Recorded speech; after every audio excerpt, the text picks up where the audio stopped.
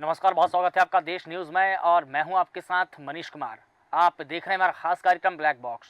पितृसत्ता जब अंधविश्वास के साथ जुड़ती है तो एक सामाजिक बुराई को जन्म देती है जिसे डायन प्रथा या चुड़ैल का शिकार कहा जाता है। यह एक ऐसी प्रथा है जिसमें ग्रामीण महिलाओं को अंधविश्वास के कारण निर्दयता से मार दिया जाता है। गांव में आने वाली हर विपत्ति के लिए महिलाओं को निशाना बनाया जाता है, उन्हें जिम्मेदार ठहराया जाता है, उन्हें चुड़ैल करार दिया जाता है, चाहे वो मौत हो, सूखा हो या फिर कोई बीमारी हो।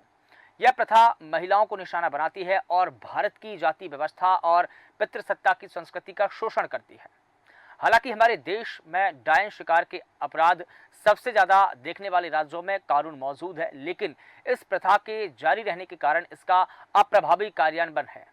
बड़ी संख्या में मामलों की कम रिपोर्टिंग, अप्रभावी कानूनी जांच, सामाजिक दबाव, दुर्गम कानून, जागरूकता की कमी, निरर्थक पुनर्वास प्रक्रिया और कठोर दंड की कमी मौजूदा समस्या को और गंभीर बनाती है।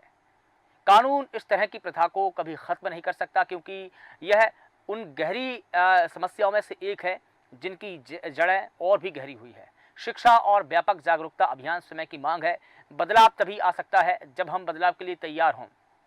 लोगों को ऐसी बुरी प्रथाओं को भूल जाना चाहिए और समानता की अवधारणा को स्वीकार करने के लिए तैयार रहना चाहिए। यह पेपर हमारे देश में डायन शिकार की कुछ खूबी वास्तविक घटनाओं और विदेशों में बुरी प्रथाओं की स्थिति से संबंधित है। यह भारत के कई राज्यों में सब कुछ तैयार किया गया है, क्रियान्वित किए गए कानून पर भी चर्चा करता है। यह उस स्थिति और बुराई को जड़ से उखाड़ने के लिए भी बहुस्तरीय और एकीकृत दृष्टिकोण का सुझाव देता है। निष्कर्ष के समाप्त होते हैं जो हमारी आने वाली पीढ़ी को बेहतर भविष्य के लिए पितृसत्तात्मक खत्म करने की आवश्यकता के बारे में बात करता है। सबसे पहले हम जानेंगे कि दरअसल ये पितृसत्ता के मूल्यांकन का मूल्य क्या है, इसका कैसे मूल्यांकन किया जाता है, इसके मूल्यांकन का मूल्यांकन कैसे होता है। भारत में एक लड़के के रूप में जन्म लेना, बड़ा होना और कई चीज़ों का मतलब हो सकता है। उनमें से एक है विशेष अधिकार, एक पदानुक्रम जो लगातार पुरुषों को शीर्ष पर रखता है। वह पुरुष विशेष अधिकार होता है। समाज के पुरुष वर्ग को विशेष अधिकार और दर्जा प्राप्त दिया जाता है। पितृसत्तात्मक समाज को पुरुष वर्चस्व द्वारा परिभाषित किया जाता है, जहां पुरुष नैतिक अधिकार, राजनीतिक नेतृत्व, संपत्ति पर नियंत्रण, सामाजिक विशेष अधिकार आदि समेत हर लगभग जगहों पर हावी होते हैं। पुरुषों को उनके साधारण माता पिता के कर्तव्यों के लिए भी प्रशंसा मिलती है और एकल पिता होने के लिए अत्यधिक स्वीकार और सम्मानित भी किया जाता है, जबकि माताओं से केवल अपने कर्तव्य के हिस्से के रूप में ऐसा करने की अपेक्षा की जाती है और हमारे समाज में एकल माताओं की बहुत सी आलोचनाएं की जाती है। पुरुषों को हमेशा से ही फायदा उठाना मुश्किल माना जाता है। हालांकि देखिए, जब महिलाओं का फायदा उठाना तय होता है, पुरुषों को बिना किसी आलोचनाओं के किसी भी बातचीत पर हावी होने का सबसे अधिक हावी होता है पुरुषों पर। लेकिन महिलाओं को अपनी राय व्यक्त करते समय बहुत ही बातूनी और ध्यान आकर्षित बातें करने वाली कहा जाता है। उनको ये भी कहा जाता है कि ये बहुत ही ज़्यादा बात करती है महिलाओं को ये अधिकार कम ही होते हैं। पुरुषों से शादी के बाद अपना नाम बदलने की बिल्कुल भी उम्मीद नहीं की जाती। पुरुषों को सड़क पर उत्पीड़न के शिकार होने की संभावना बहुत कम होती है। वे शारीरिक, मौखिक या शायद हत्या के किए बिना ही आसानी से डेट को ठुकरा सकते हैं। पुरुषों की घरेलू हिंसा शिकार होने वाली संभावनाओं कम रहती है। इसके अलावा उन्हें कपड़ों या जीवन शैली के आधार पर न्याय किए जाने का डर नहीं होता। सफ़ेद बाल, वजन बढ़ाना, झुर्रियाँ और शरीर पर बाल पुरुषों के लिए स्वाभाविक है, लेकिन महिलाओं के लिए ये बहुत ही घृणित होती है। ये जो समाज है ये महिलाओं को ये मान्यता नहीं देते हैं। पुरुष उम्र के साथ ही पतले होते हैं, जबकि महिलाओं को उम्र के बढ़ने के साथ ही कम वांछनीय माना जाता है। ये पितृसत्तात्मक समाज का हिस्सा होने के लिए हमारे कई उदाहरणों में से कुछ है और दर्शाते हैं कि हमारे दैनिक जीवन में हर दिन इसे कैसे बनाए रखा जाता है। अब देखिए, अंधविश्वास और पितृसत्ता तीसरी बुराई को जन्म दे रही है जिसे हम डायन प्रथा कह रहे हैं। जब हम इन दो भयानक शब्दों यानी कि पितृसत्ता और अंधविश्वास को जोड़ते हैं तो डायन प्रथा जन्म ले लेती है। डायन या डाकन प्रथा एक ऐसी प्रथा है जिसमें ग्रामीण महिलाओं को डायन होने या अपनी तांत्रिक शक्तियों की मदद से शिशुओं को मारने के अंधविश्वासी आरोपों के तहत बेरहमी से मार दिया जाता है।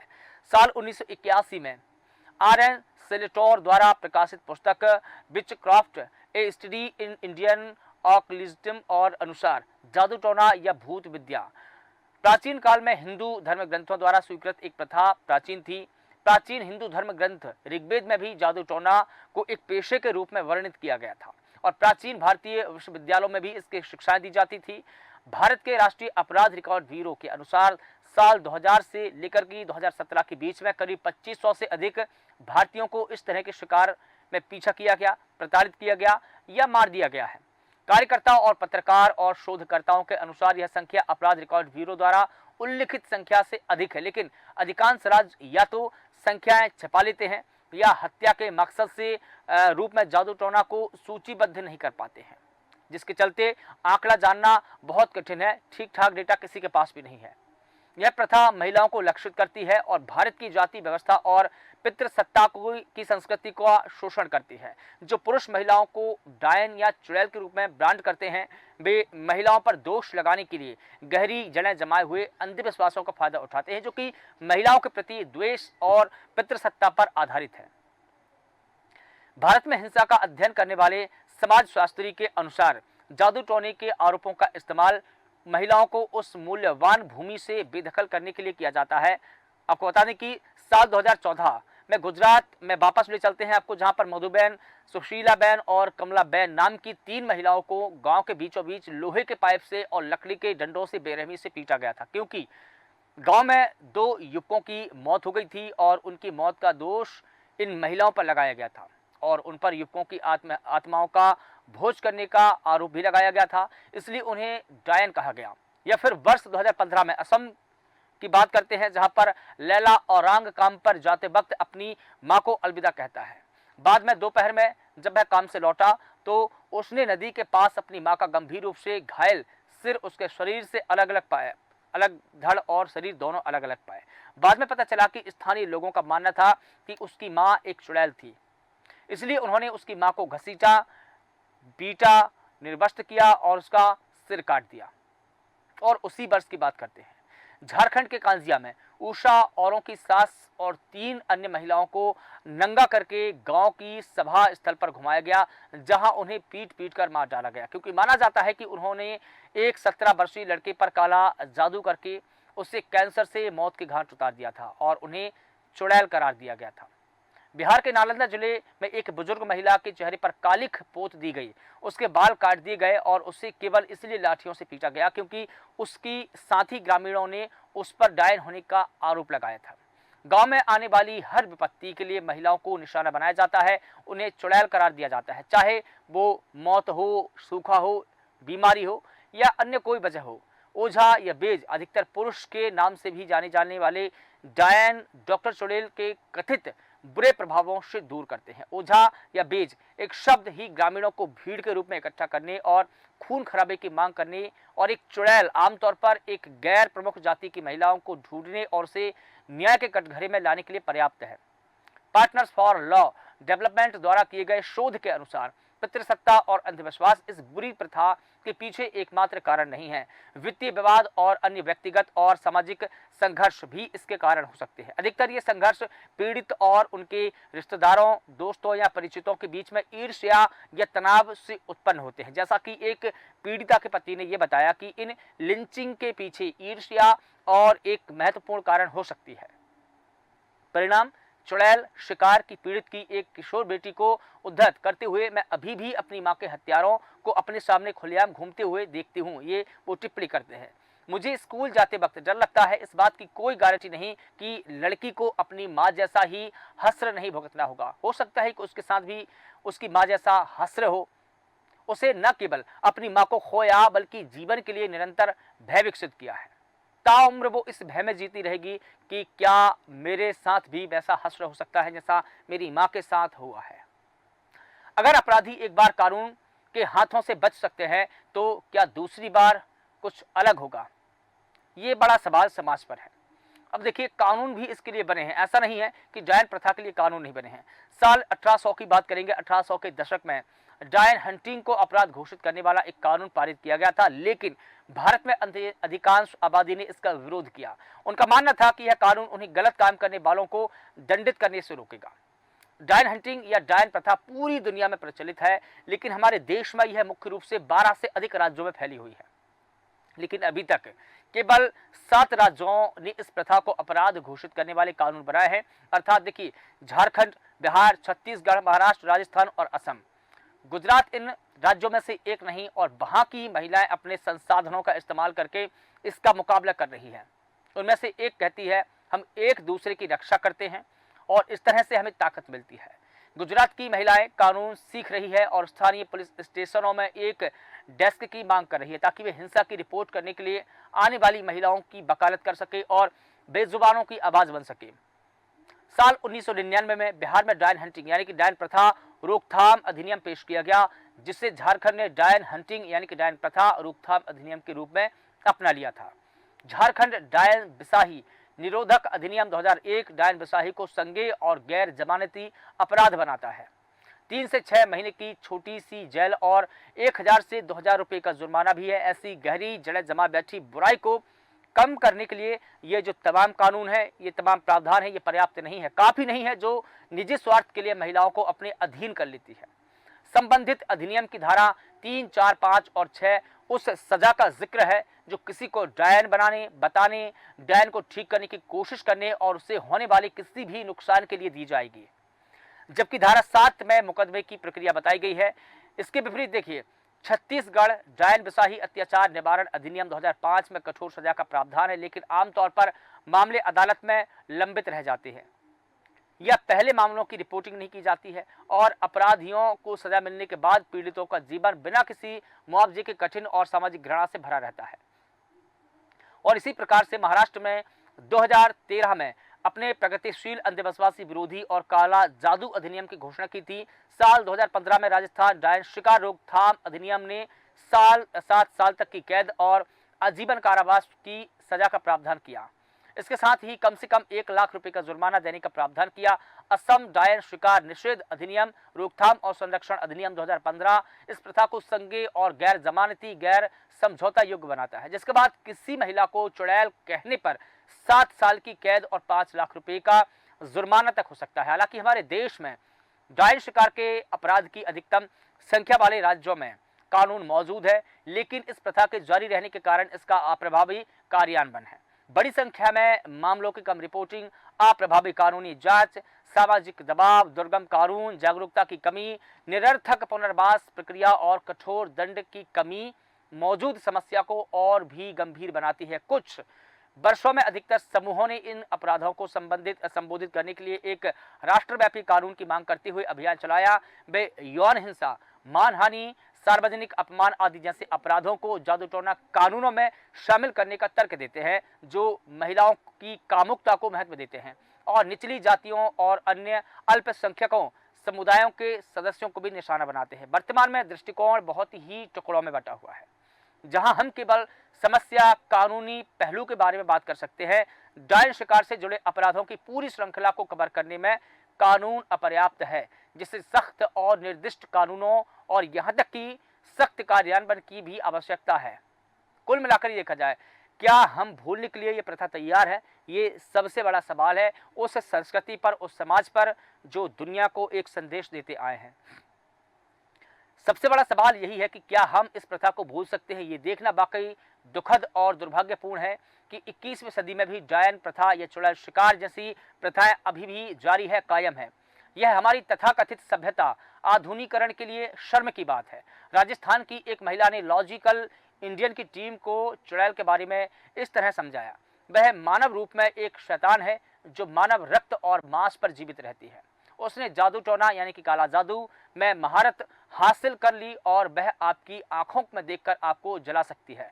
कानून ऐसी प्रथा को कभी भी खत्म नहीं कर सकता है, क्योंकि यह बहुत गहरी जड़ें जमा चुकी है। शिक्षा और बड़े पैमाने पर जागरूकता अभियान समय की मांग है। बदलाव अभी भी आ सकता है जब हम आने के लिए तैयार हों। लोगों को ऐसी बुरी प्रथाओं को भूलना होगा और समानता की अवधारणा को स्वीकार करना होगा, स्वीकार करने के लिए भी तैयार होना होगा। और देखिए, इसका समाधान क्या है? क्या इसका कोई समाधान है? क्या सरकार ने कोई इसका समाधान निकाला है? क्या समाज ने इसका कोई समाधान निकाला है? क्या समाज के संरक्षकों ने इसका कोई समाधान निकाला है? ये 4 से 5 बड़े ऐसे सवाल हैं जो आज भी हमारे समाज के लिए, हमारे कानून के लिए, हमारे देश के लिए के सामने मुंहबाए खड़े हैं। इस बुराई को जड़ से उखाड़ने के लिए बहुस्तरीय और एकीकृत दृष्टिकोण की आवश्यकताएं हैं। जागरूकता पहला और सबसे महत्वपूर्ण कदम है जिसे उठाया जाना चाहिए। ग्रामीण क्षेत्रों के लोगों को जागरूकता और शिक्षित किया जाना चाहिए। महिलाओं को उनके अधिकारों के बारे में सिखाया जाना चाहिए ताकि वे वापस लड़ सके और अपनी ताकत का इस्तेमाल कर सके, एक दूसरे की रक्षा कर सके। दूसरा यह है कि इस समस्या से निपटने के लिए एक सख्त विधायी ढांचे और उसके उचित क्रियान्वयन की आवश्यकता है, इंप्लीमेंटेशन की आवश्यकता है, ताकि लोगों को डायन बताकर उनकी हत्या करने वाले लोगों को अपराध की श्रेणी में ला सकें। अपराध करने से पहले 2 बार वो सोचें कि अगर हम ऐसा करेंगे तो कानून हमको सजा देगा। और तीसरा और सबसे बड़ा उपाय, पीड़ितों को चिकित्सा सहायता उपलब्ध कराई जानी चाहिए और अंत में उन्हें अपने समुदायों में पुनर्वास और अपने आघात से निपटने के लिए भी सहायता प्रदान की जानी चाहिए। उन्हें अपने मनोबल को बढ़ाने और जीवन की इच्छा को जीवित रखने के लिए गर्मजोशी और आश्वासन की भावना की आवश्यकता होती है कि वे अकेली नहीं है, ये समझाना होगा, क्योंकि कहीं ना कहीं चुड़ैल हिंसा की शिकार महिलाएं टूट जाती है। वो लोगों से विश्वास नहीं करती है, लोगों पर से विश्वास उनका जब उठ जाता है तो वो अधिकतर ऐसा होता है कि आत्महत्या करने को मजबूर हो जाती है। ये सच्चाई है। और इस युग में जहां हम एक अधिक आधुनिक और सभ्य समाज की ओर बढ़ रहे हैं और समुदायों का प्रगतिशील दृष्टिकोण बना रहे हैं, ऐसे अंधविश्वासी व्यवहार न केवल हमारे देश के नागरिकों में शिक्षा और जागरूकता की कमी को इंगित करते हैं, बल्कि हमें वापस वहीं ले जाते हैं जहां से हमने शुरुआत की थी।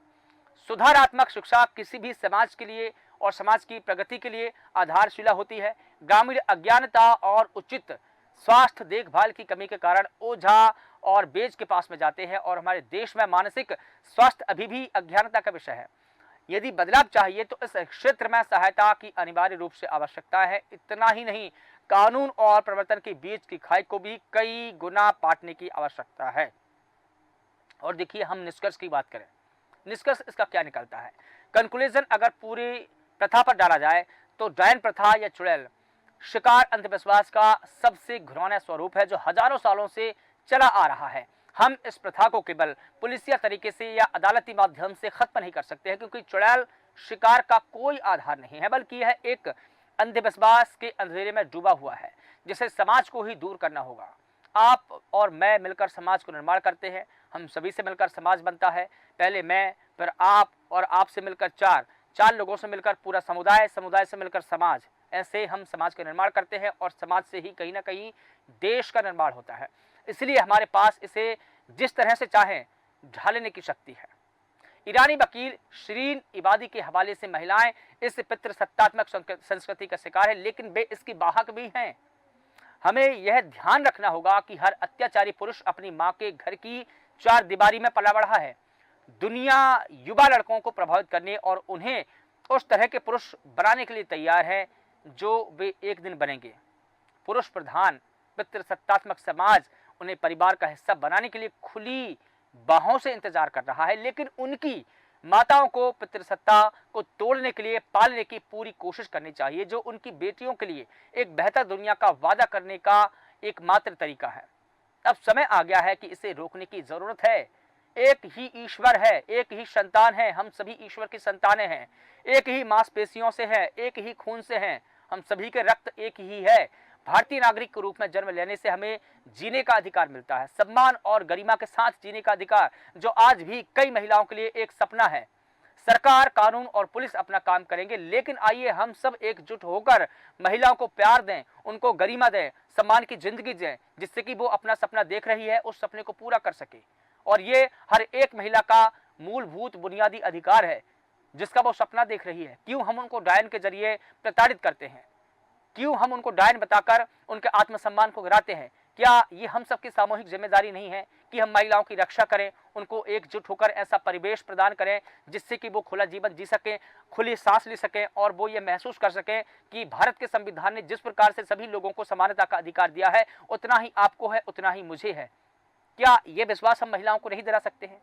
ये विश्वास हमको महिलाओं को दिलाना होगा और इस कुप्रथा को जड़ से उखाड़ना होगा। यही हमारी मूलभूत आवश्यकताओं में से एक होनी चाहिए, क्योंकि भारत के संविधान ने सभी को जब समानता का अधिकार दिया है तो सभी को इस खुले जीवन में, परिवेश में जीने का अधिकार है। तो आइए हम सब मिलकर एकजुट हों और महिलाओं को प्यार, गरिमा और आत्मसम्मान की राह दिखाएं, जिसका वो सपना सदियों से देख रही है। फिलहाल देश न्यूज का खास कार्यक्रम ब्लैक बॉक्स में बस इतना ही। कल फिर किसी मुद्दे पर होगी मुलाकात। तब तक आप लगातार बने रहिए देश न्यूज़ के साथ। नमस्कार।